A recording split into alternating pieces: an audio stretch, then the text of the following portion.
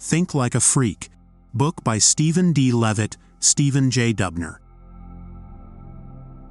Chapter 3.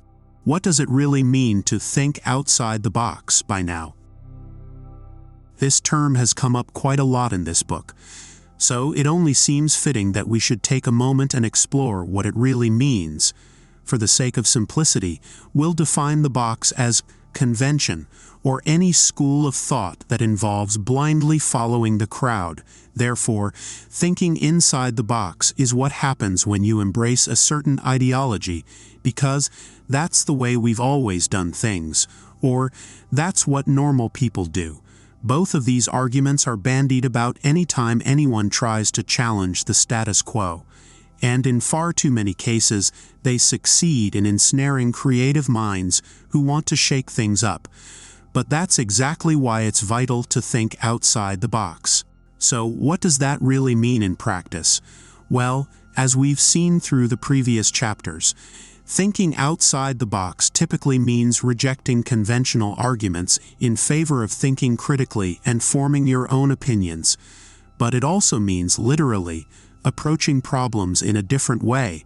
For example, when we think about massive global problems like war, hunger, poverty, or crime, it's easy to oversimplify the problem.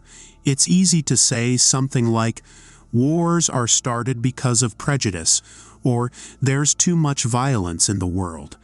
But are those really the root causes of the problem?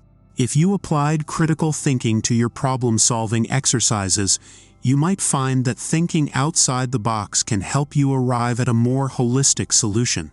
For example, you might look at statistics and/or first-hand accounts from war-torn areas and learn that many wars are started unnecessarily by countries like the United States who are pillaging the oil resources in other developing countries.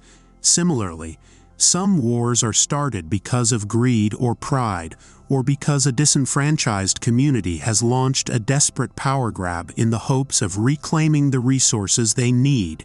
When you think like a freak and apply critical thinking, you'll find that your search for answers makes things both more complicated and very simple.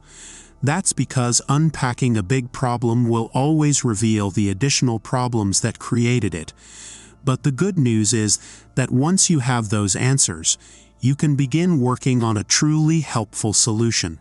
And that can be said of any problem, from world peace to a minor argument with your neighbor.